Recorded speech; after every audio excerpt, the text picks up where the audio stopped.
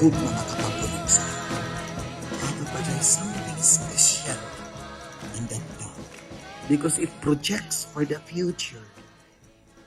It doesn't settle in the present.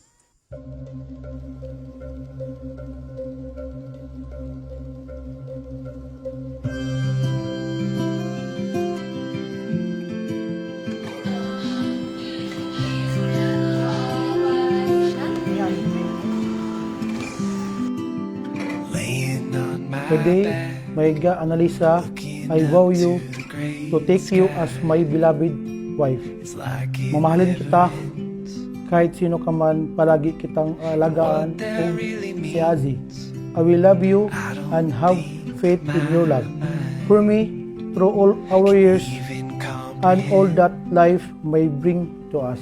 But it makes me think about the grand scheme. How do Hey, Pang. I vow to listen with an open heart and share my dreams with you today.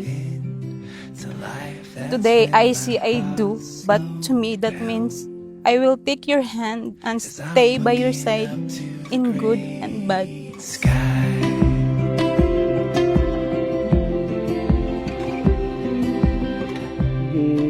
Iagam kami pasag ng Ginoo na naagyapon sila nakasintro sa amo.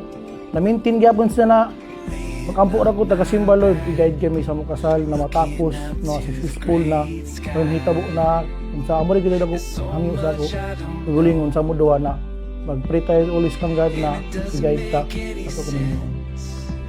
Grabe ni mo ka responsable na bana for me. Makita na ako kung ano ka responsable sa ato bata and then sa ato sitwasyon. And yan po na ako sa Ginoo na maging faithful ako always sa imo. At tanan pagsulay sa ato relasyon.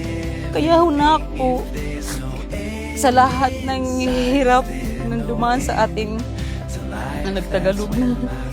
I know na kaya nato. As I'm looking up to the great sky.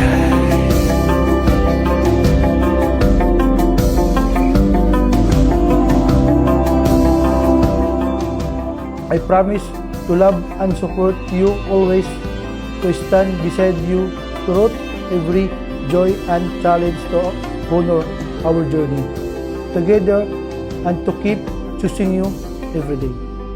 And I love you, Ga, and see you later. It makes me think about the grand scheme. Where do I fit in to everything? If there's no end in sight, is there no end to life? 'Cause one day I will leave my bones behind. Ato man ni mo nga pangandoy na or like this one na magkasal ka. And I always choose you every single day. Ilang kinsa pa man, piliyon gyapon ikaw. Wala in makabuyag sa ato kundi ang kamatayon. I will stay faithful to you and I always love you no matter what happened. I love you, Pang.